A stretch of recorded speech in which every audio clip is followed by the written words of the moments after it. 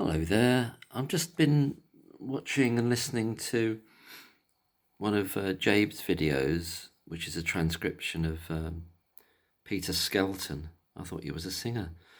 KC with Dr. Jayaram at Thirlwall. There you can see Milady up there. Just making some notes on it. There's just some extraordinary stuff in there, isn't there? I know a lot of people have heard this stuff already, but it's just, oh my God. So it's a lot of stuff all the way through it that's interesting. I just want to focus on a little bit. I put some timestamps here in my notes. There's a bit earlier on where he's talking to Jayaram and saying that the cases of babies A and M haunted you in particular. Jayaram says, excuse me. He doesn't say excuse me, that was me. Jayaram says, we were thinking the unthinkable. Oh, it's all, as Black Squareable says, it's all very sort of kind of performative and dramatized language. We were thinking the unthinkable, but we didn't have the evidence. Well, it doesn't stop you. Don't stop you thinking the unthinkable. And then it doesn't stop you doing the unthinkable. And then there's the old aspect of the failure of duty of candour, which obviously he did fail in respect of the inquest for baby A, and in respect of direct contact with the parents as well. And in every respect, he failed the duty of candour, didn't he? Dr. Jayaram did, as did the others, the so-called Gang of Four, Gang of Seven. And there's an acknowledgement here that they were discussing, and this is what we've always thought, they were discussing what was going on and trying to really focus on one person, i.e. Lucy Letby, from the end of June 2015. That's when the discussions were heating up by the end of there. I think there's backstory to it. I think other people have suggested that. I don't think they pick her out of the blue after those 3 cases. There's so much kind of retrospective storytelling about what they felt then and then justifying what happened afterwards because that was then and this is now. But I'm not sure we'll ever get to the bottom of, certainly not from the mouths of Breary or Jayaram or any of those characters, what actually was happening then and there, what they were doing and what they were not doing and what their attitudes were. We're never going to get that because they're not in the mood to tell the truth, put it that way, you know. But I wanted to get onto some of the there's a bit 2145. Let me see if I can call that bit up. 2145. What does it say around here? Of the original terms of reference of the Horden Review, in particular, the original terms of reference of the Horden Review. I think either those terms of reference would have found something that would have flagged up something unnatural, or they wouldn't have, and if they had found something unnatural, it would have gone down the police line, and if they hadn't, I anticipated that, then the next response would be to escalate to the police. I made a note about that because it's like, whatever those reviews would have said, they're now backfilling and saying, well, whatever they would have said, he contradicts it a bit later, but I'll leave that for a minute. Whatever those reviews would have said, and whatever they did say, so he's saying, oh, Christ. I've written the note here, where is it? Yeah, so if Horden finds something quote-unquote unnatural, then obviously you go down to you go to the police. But if the Horden report doesn't find anything unnatural, then obviously you've got to go to the police. So what's the point in doing, so it's whatever, it doesn't matter what the Horden report says. If it just totally gives a completely clear diagnosis of exactly all the causes of death, you still go to the police then. But based on what then? Based on what? Oh, Christ. It's all rubbish. The next bit I want to look at is, do you see what I mean? Horden finds something unnatural, yeah, go to the police. Doesn't find anything at all, and then still go to the police. Okay, all right, mate. All right, Jayaram, yeah. So the next bit's 22:20, I think. I'll let it run on a bit. Talked to them, and my colleagues had talked to them, and they had heard what we had said. I felt at that point, although I felt it needed to be escalated, and there is an element of, I think I said it, it's minuted somewhere, that there was part of me that was almost hoping that they would find something explainable and clinical, because that's, so in many ways, awful as it is so much easier to deal with than the reality of things. That's just blown my mind as well. No doubt it has. A lot of people have heard this already, and let's look at what he just said there. Let's look at that. So he's hoping his colleagues conducting the reviews, who are also paediatricians and actual neonatologists, like Horden. So there's part of him, and it's only part of him, mind.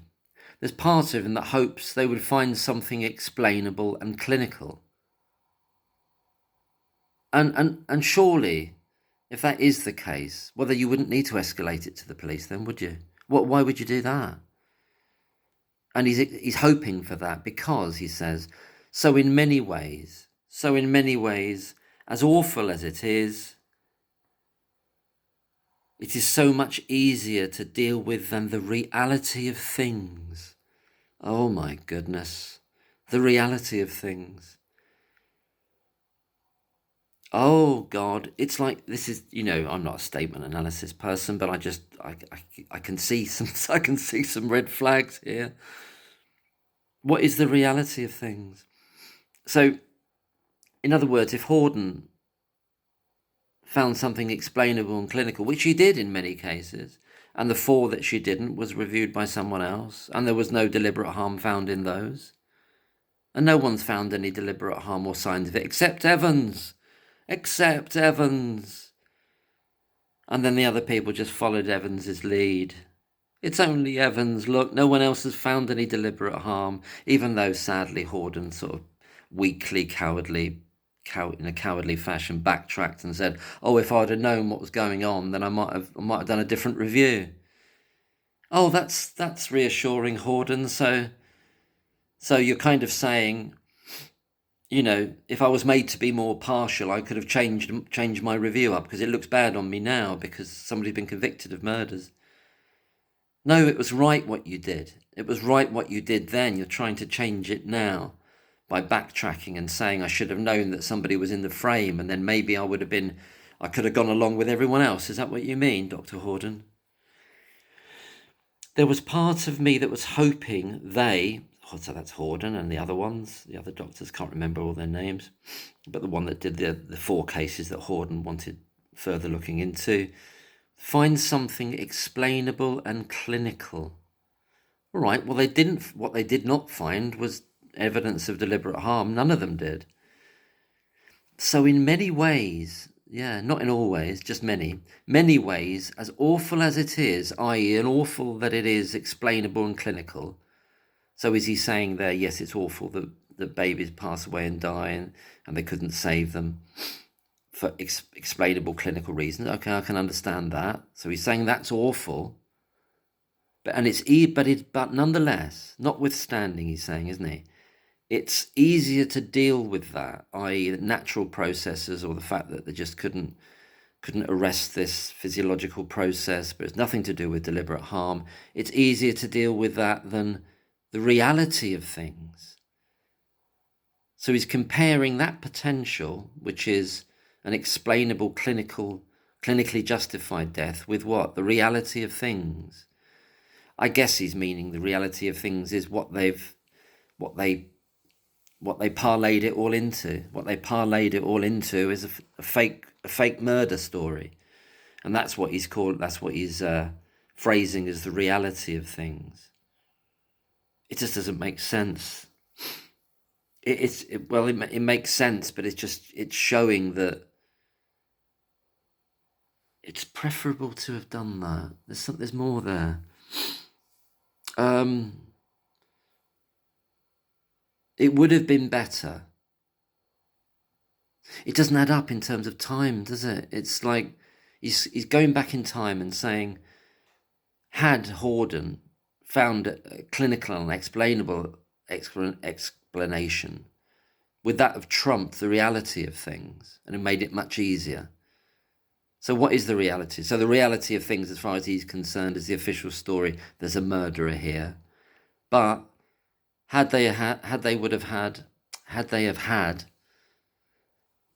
explainable clinical explanation, they needn't have gone down that route for looking for a murderer or creating a murderer, making a murderer. And that then becomes the reality of things. It's all mixed up. There's nothing definitive here. It's all combating shades of meaning that don't really. There's a lot of emotionality behind it. It's meant to make you be sympathetic to him, but it's a contradiction to what he said earlier, isn't it? Because what he said earlier to us, he said, which we got up here at 21:45, if Horden and co find something unnatural, then obviously you go to the police. So it confirms their suspicions. If Horden doesn't find anything unnatural, then we're going to escalate to the police anyway. But he's saying down here, he's contradicting himself, and he's saying, well, as awful as that would have been if he didn't find anything unnatural and it was explainable and clinical, then it's easier to deal with. I.e., you tell the parents, well, you cover up the hospital's failings, but you tell them it was a natural thing and it was explainable and clinical. In other words, you don't escalate that to police then. So, less than a minute apart, he's saying one scenario, either way it bifurcates, unnatural or natural or unnatural, you go to the police in any regard. But here he's intimating, at the very least, that if it is deemed to be explainable and clinical by these reviewers, Horden and co., then you can explain it. You can explain it, and it's easier to deal with than the reality of things. It's easier to deal with. Well, clearly you wouldn't be dealing with it by going to the police then, would you? Which is what they said they'll escalate it to up there, whatever Horden said. So whatever Horden says, they go to the police. Oh, none of it makes sense. It's driving me around the twist. 22:25. Don't know if I need to play it. I'll play it. Thank you very much to Jabe for this. 22:25. Let's see what he says here. I am not going to take you through all the various committees and groups that existed back in 2015-2016, but I am going to try and deal with it sort of compendiously, if I can. There clearly was a patient safety and not having the courage to think outside the box. I am not going to take you through all the various... Sorry, Although I got felt that. it needed to be escalated, and there is an element of, I think I said it, it's minuted somewhere, that there was part of me that was almost hoping that they would find the reality of things. Okay, this is it. And ordinarily the probability is that they would have done, and when you have a cluster of deaths, there usually is a clinical explanation for it. Usually, and I think again, this is all about us or me. I can't speak for others. Trying to make things fit and not having the courage to think outside the box. I am not going to take you... Is that the bit I was thinking about? There's my notes.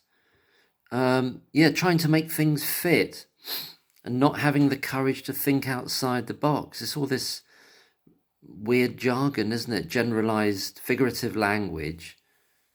He's trying to make things fit. In other words, he's trying retrospectively that he was trying not to believe it was a case of a serial killer at work, isn't he? While at the same time saying that even if you do a review on it, you still want to go to the police about it. But not having the courage to think outside the box. What is the box? What is the box? They'd already been thinking outside the box since the end of June 2015, hadn't they, really? If the box is, we don't have murderers in the NHS and we don't have them at Countess Chester Hospital, they've all been thinking outside the box. They're whispering. There's a whispering campaign in which junior doctors are calling Lucy Letby a murderer on the ward and making it almost like a kind of weird, dark joke. And they're doing it in public places, which came up in Lucy Letby's grievance, as is Jayaram allegedly doing it as well. That's thinking outside the box. It's acting outside the box, demanding that she be taken off the unit without giving Alison Kelly and the other nurse managers any evidence. That's more than thinking outside the box. They've been working outside the box. all along since the end of June 2015. Then you've got this bit here where Jairam, he fails to take his concerns to the safeguarding team. Obviously, the coroner, everybody doesn't do it. Sits on this information for 13 months. You know, the things that are etched in nightmares, malarkey, rubbish, made up crap. Jairam denies knowing that he could have approached the GMC, the NMC, NHS England, etc.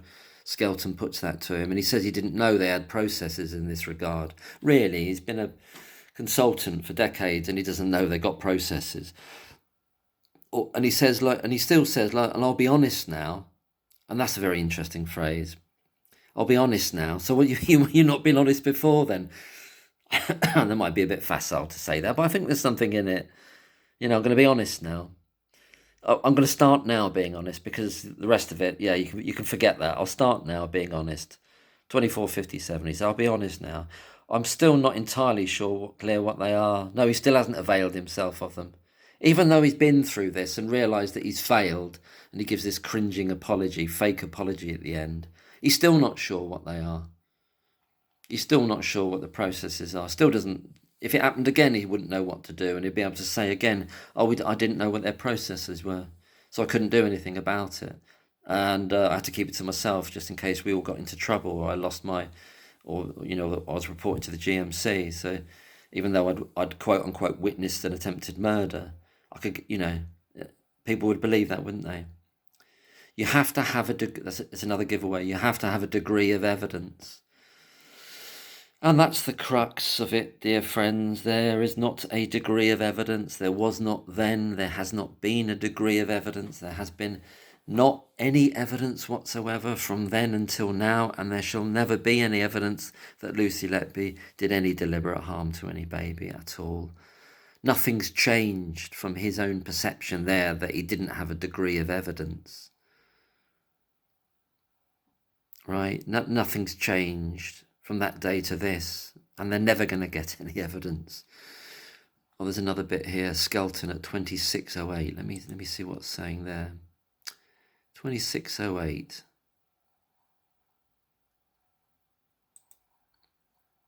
I don't know what the coroner was told in February 17. I don't know what Simon Medlin was briefed, but absolutely. I think, looking back, we shouldn't have had to have waited for permission to go to the police. We should have just gone.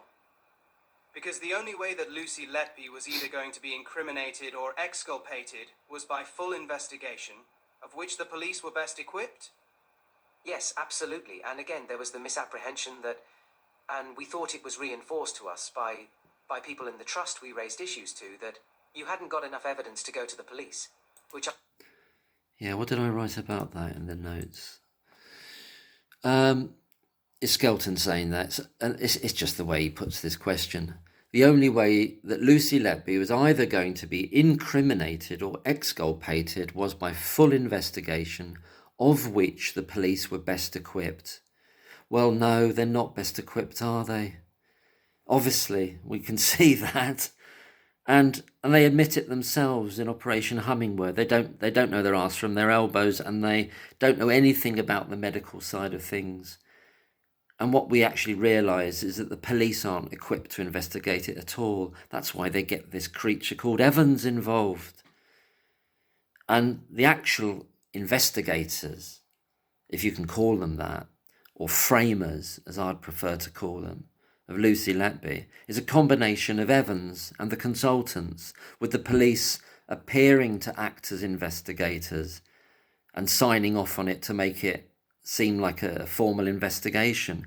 But they're not investigating anything, and they're not drawing any conclusions on anything. Everything has to be put out to someone else that isn't the police. The police themselves, and they admit it, to be fair, in Hummingbird video, they don't know what the hell they're looking at. It doesn't mean anything to them. They can't make any independent assessment of any of the claims. There are no police involved that are equipped to independently investigate this at all. At all. It's just they get this nutter called Evans involved, or he intrudes himself. And he's got prior connections to these consultants, I believe. And then they all work together and they work it up, and it's done. It's a done deal. It's a framing, and they discount the stuff they can't use, and they just go with the apparently strong stuff, and everything's supporting each other, even though it's unutterably weak. Every component of it is non-existent evidence, but somehow mulch it all together, throw it all together, and you end up with a set of charges and something you can bombard and overwhelm a jury with, and that's what they achieved. And then at the end, Jayaram's cringy fake apology, very performative again. As other people said in the comments of that video by Jabe, thanks for inviting me. Oh yeah, thanks for thinking about me. And and I think this is all very conscious for the narcissist that Jayaram is.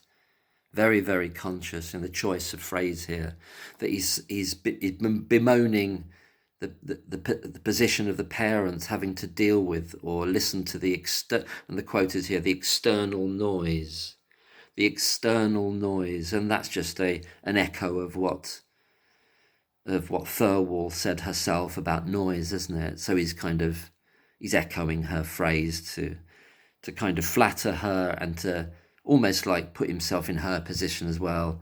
Oh yes, milady and I, we're both.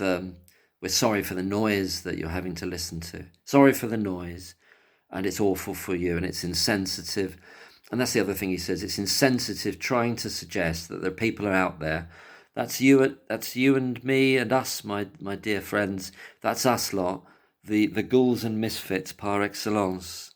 It's and obviously there's a load of other people that aren't necessarily doing YouTube stuff. Obviously there is loads and loads of other people, and many experts in many fields who are also doing this external noise thing and being insensitive to suggest that other things happened. That's what he says. That's what Jayaram said. Other things happened. So other things happened. Right.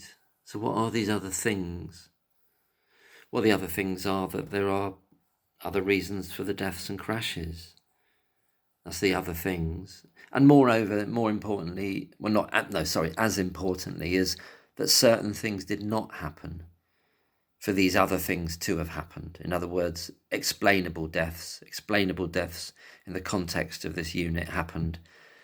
And the flip side of that, the necessary reverse side of that, is that certain things did not happen, i.e. there was not deliberate harm, and that's not the reason why the deaths and the crashes happened.